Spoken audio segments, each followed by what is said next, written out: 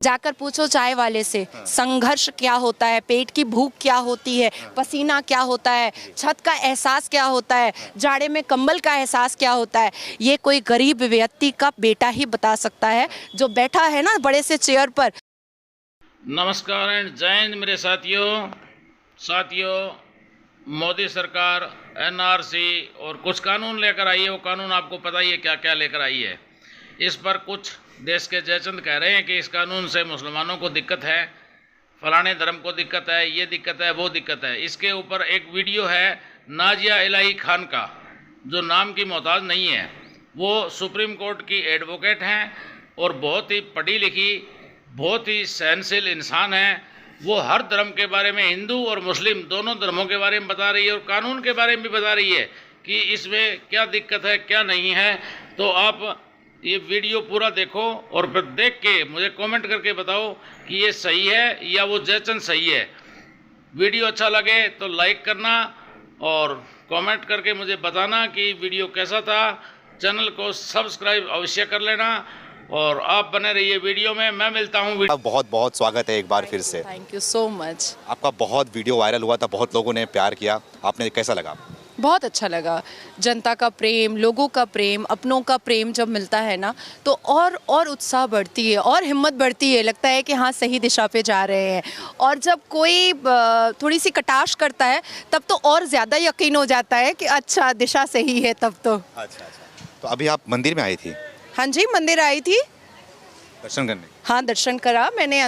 मैं अंदर गई और दर्शन किया है, पूजा की है। बहुत अच्छा लगा, बहुत बहुत अच्छा लगा। इतना सुकून लग रहा है कि मैं आपको बता नहीं सकती हूँ। आपको तो लग रहा है, लेकिन एक दूसरी तरफ सुकून नहीं होता होगा। देखिए, अब मुस्लिम महिलाएं मस्जिद तो जा नहीं सकती और मज़ार हम जा नहीं सकते क्योंकि कुरान ने मना किया है मज़ार परस्ती।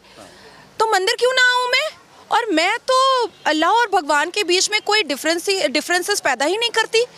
और हमारे माँ बाप ने तो हमें ऐसी परवरिश नहीं दी है कि मैं जात पात, जाति, धर्म ये सब मैं मानूं। मैं तो बिल्कुल नहीं मान सकती ये सारी चीज़ें। इस्लाम में हराम है ना?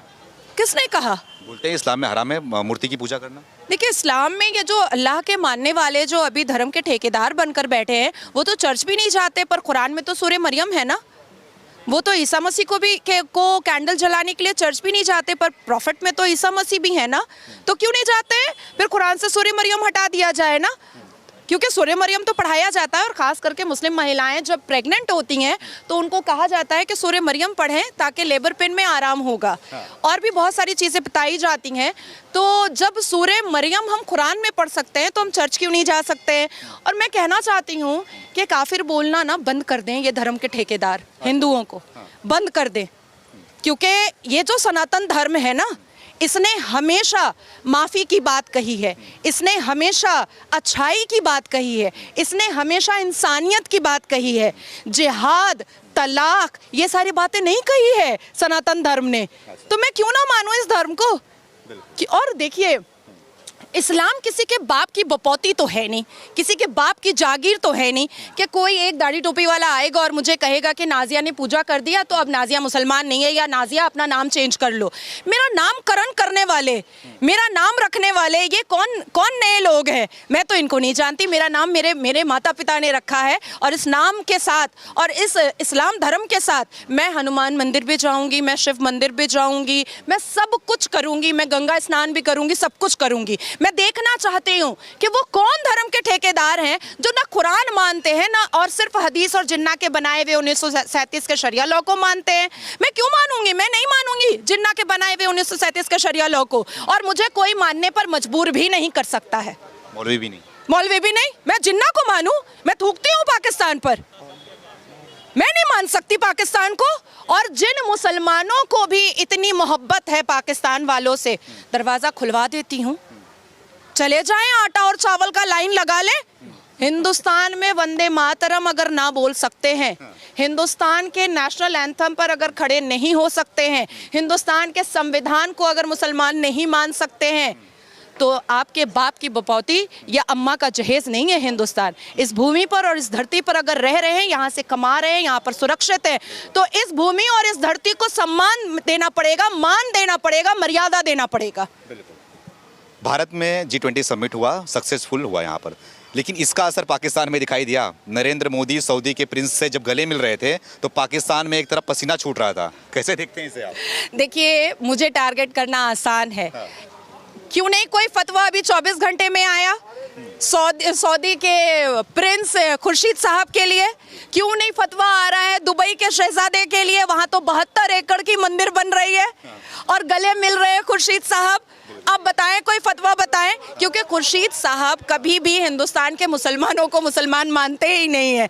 देखिए, मैं अपने 5 पुश्त के बारे में बता सकती हूँ, नाना नानी दादा दादी, पर क्या पता मेरा छठा पुश्त सनातनी होगा, क्या पता हम कन्वर्टेड मुसलमान होंगे, ये भी तो हो सकता है ना, क्योंकि 4,500 साल पुराना तो यही धर्म था ना। देखिए, हमने मैं केरला विजिट की थी 2019 में, टीपू सुल्तान के बच्चों को देखा बर्तन मांजते हुए। पश्चिम बंगाल और लखनऊ में देखा नवाब वाजिद अली शाह के बच्चों को पतंगे बनाते हुए 10 पैसा पर। औरंगजेब ने कई मंदिरें तोड़ी, ठीक है, सम्राट अकबर ने राजपूतों को मारा। सूर्य, उसकी पूजा करते हैं ना हम, चंद्रमा उसकी पूजा करते हैं ना, अग्नि उसकी पूजा करते हैं ना, मिट्टी उसकी पूजा करते हैं ना, पेड़ पौधे उसकी पूजा करते हैं ना सनातनी। सबको खत्म करने की हिम्मत है, ताकत है, करके दिखाए तो, करके दिखाए। तो क्या लग रहा है ये पाकिस्तान का जो पसीना छूट रहा है एक तरफ, और दूसरा अपने देश में भी इसका विरोध किया जा रहा है। G20 सक्सेसफुल तो हो चुका, लेकिन उसकी जो निगेटिव बातें हैं वो सिर्फ दिखाई जा रही हैं भारत के अंदर भी। क्या कहेंगे इसके बारे में? क्या नेगेटिव बातें हैं, मुझे बताइए ना। अब बारिश हो गया, पानी भर गया वहां पर मंडपम में, बोल रहे हैं क्या मोदी जी का सारा जो पैसा खर्चा किया था सब दिखाई दे दिया इसमें। देखिए, हर इंसान के पास जब वो सुबह उठता है ना, तो उसके पास उसकी ज़िंदगी का एक होमवर्क होता है। मेरा होमवर्क होता है, मैं सुबह उठूंगी, योगा करूंगी, उसके बाद मैं रेडी होंगी, मैं कोर्ट जाऊंगी। तो उसी तरीके से यहाँ पर रहने वाले और पाकिस्तान में रहने वाले का एक होमवर्क है, मुंह से जहर उगलना। तो वो उगलते हैं, हमें उसके ऊपर सोचना है या हमें हमारे तिरंगे झंडे को चंद्रयान पर देखना है, चांद पर देखना है, सूर्य पे देखना है, ये देखना है। देखिए, भारत मंडपम में और G20 में जो तरक्की हम लोगों को मिली है, इस पूरे दुनिया के कैमरा के लेंसेज और सारी मीडिया इस दिल्ली में मौजूद थी, इस दिल्ली में मौजूद थी। इसके बारे में वो बात नहीं कर पाएंगे ना, क्योंकि यही जो खुराफात का चूरन वो देते रहते हैं, यही जो जहर उगलना है, ये आज से थोड़ी चल रहा है, ये तो आपका 1500 साल से चल रहा है। अच्छा, 1500 साल से चल रहा है। पाकिस्तान के लोग भी यही बोल रहे हैं ना कि हम भी परमाणु शक्ति हैं, हमें नहीं इनवाइट किया G20 में, बहुत गलत किया भारत ने। क्या कहेंगी फिर आप? देखिए, मैं इतना जानती हूँ कि शेर के झुंड में शेर रहता है, कुत्तों के झुंड में कुत्ता रहता है।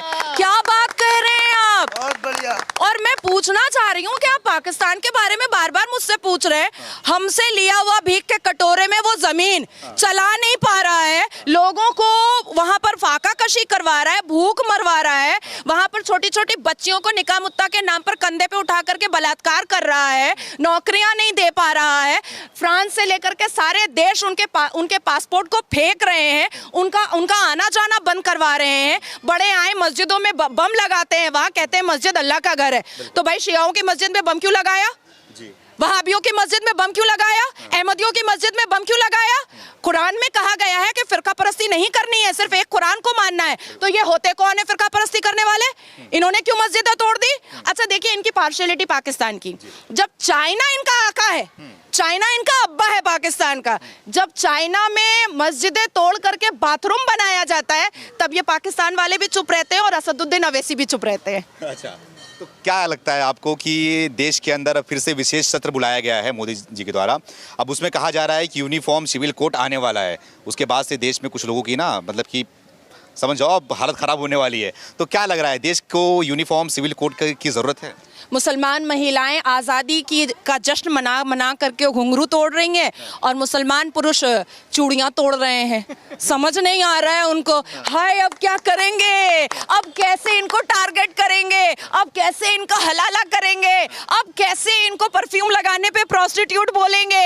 अब कैसे इन पर पाबंदियां लगाएंगे? अब 14 साल की बच्ची से निकाह का मजा कैसे लेंगे? तो चूड़ियां तोड़ने दीजिए ना, मजा आता है मुझे देखने में। क्यों तकलीफ क्यों हो रही है? यूनिफॉर्म सिविल कोड अगर आ रहा है, देश एक देश है, एक कानून होना चाहिए, तो तकलीफ किस बात की? ये बोलते हैं कि हमारे शरीयत के खिलाफ है, हम इस्लाम के जो शरीयत हमारा बोलता है उसे मानेंगे, हम नए कानून को नहीं मानेंगे।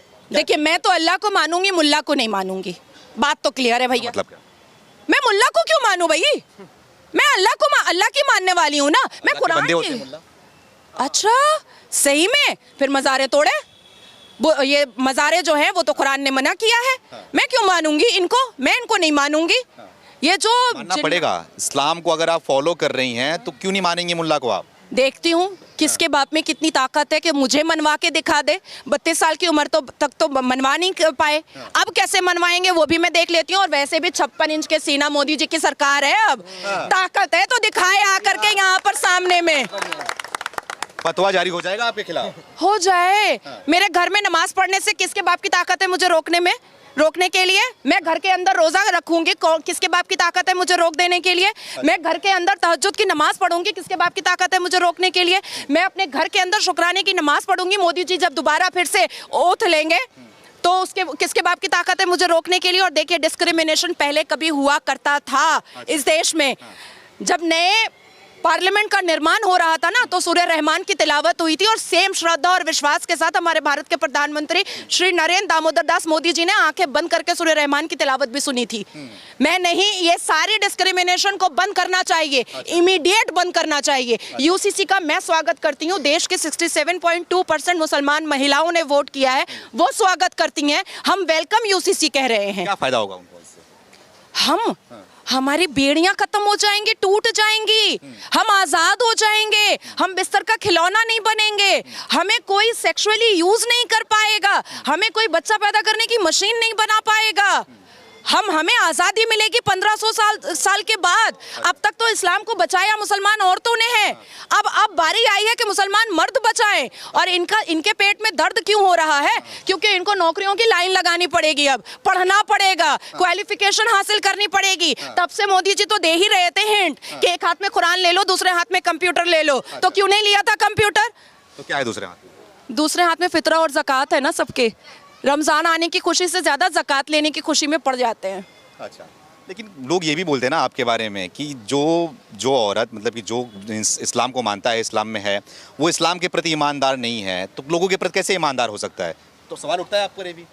देखिए मेरे लिए सवाल उठता है, तो ये सवाल तो मैं उन पर भी उठा रही हूँ ना कि कुरान में बहुत सारी चीज़ों की ममानियत है, मना किया गया है, गुनाह बोला गया है, तो क्यों नहीं कर रहे हैं? सिर्फ 4 शादी करेंगे, बच्चे अल्लाह की देन है, बच्चे पैदा करेंगे, हम 72 वर्जिन हूरे लेंगे, सिर्फ यहीं पर इस्लाम है भैया। बाकी जो कुरान में 30 पारे में लिखा हुआ है उसको नहीं मानेंगे, उसको भी तो मानना चाहिए ना। तो ये तमाम मौलवी मुल्ला पहले खुद कुरान अच्छे से पढ़ें, जिन्ना के बनाए हुए शरिया लॉ को कूड़े में फेंकें, पहले कुरान पढ़ें अच्छे से, कुरान की बातों को मानना स्टार्ट करें, फिर अपने आप हम इज्जत दे देंगे। तो आप बोल रही हैं कि 72 हूरे के बारे में बात कर रही हैं, क्या होता है 72 हूरे? थोड़ा यहाँ पे लोग खड़े हैं, उनको समझाइए कि 72 हूरे का मतलब क्या होता है। देखिए अगर मान लीजिए मैंने आपको कन्विंस कर लिया, कन्विंस करने के बाद मैंने आपको इस्लाम कबूल करवा दिया, तो अल्लाह की नज़र में और प्रॉफिट मोहम्मद सल्लल्लाहु अलैहि वसल्लम की नज़र में मैं बहुत अच्छी मुसलमान हो गई।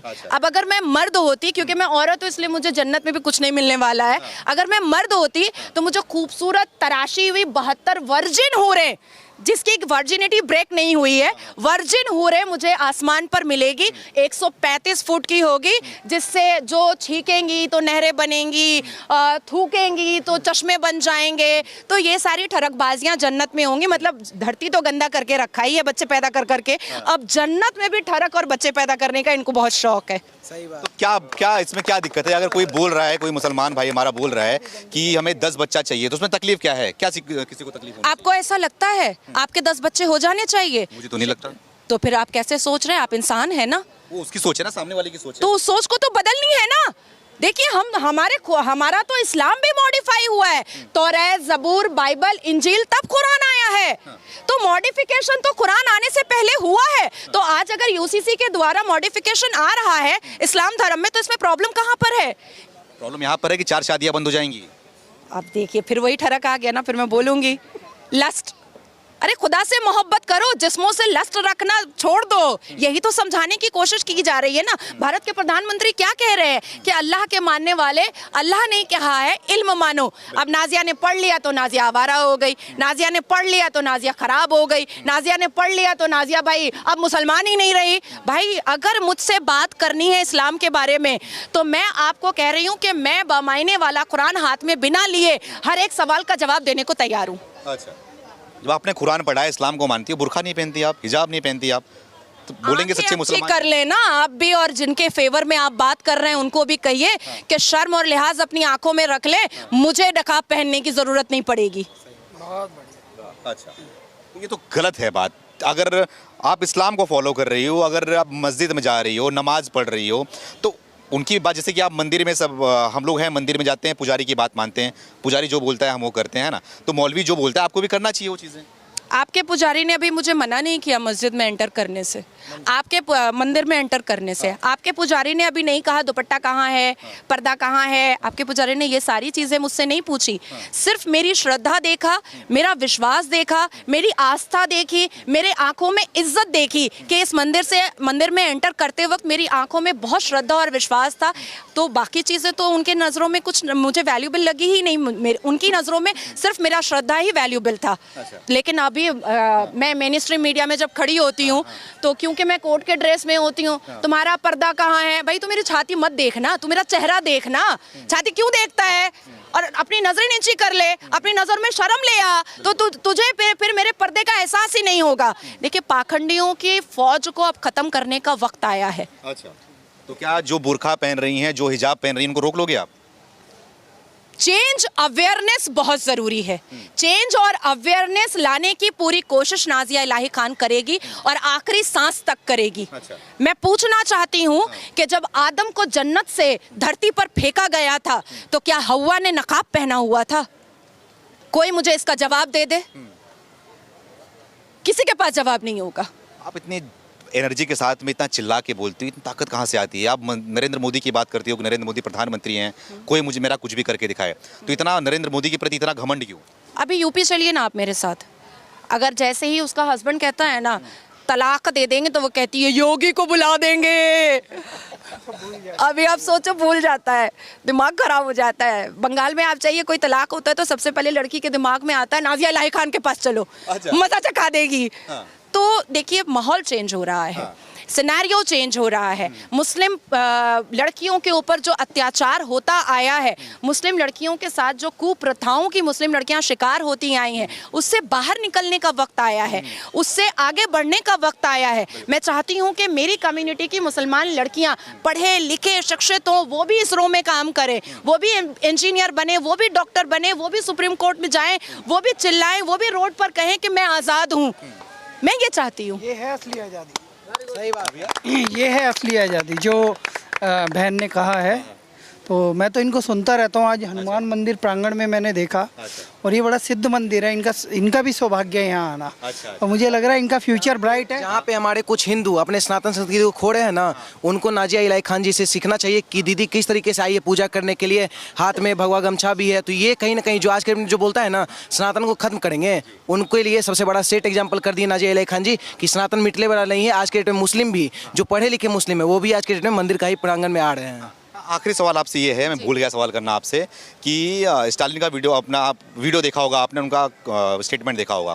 वो बोल रहे सनातन धर्म आपका मलेरिया और डेंगू है, और एक जन बोल रहे हैं कि सनातन धर्म HIV है। तो किस तरीके की बातें हो रही है सनातन धर्म के बारे में? उनसे कहे ना कि स्टालिन के पार्टी के झंडे पे ना सूर्य की किरण है, पहले उसको हटा दे, पहले उसको हटा करके कोई मस्जिद का फोटो लगा दे तो मैं मान जाऊंगी।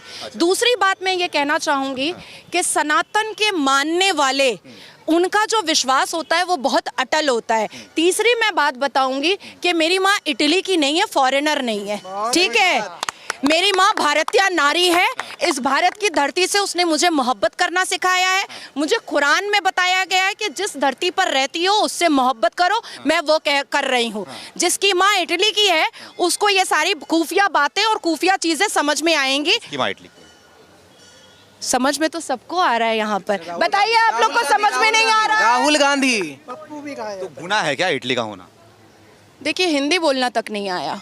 अरे रे रे रे रे रे रे, दिमाग तो चेंज करना चाहिए ना। अच्छा मुझे एक बात बताइए, इंदिरा गांधी को किसके नाम से पुकारा जाता था? इंदिरा गांधी ना, पति कहाँ गए? सोनिया गांधी को किसके नाम से पुकारा जाता है? एंटोनियो माइनो।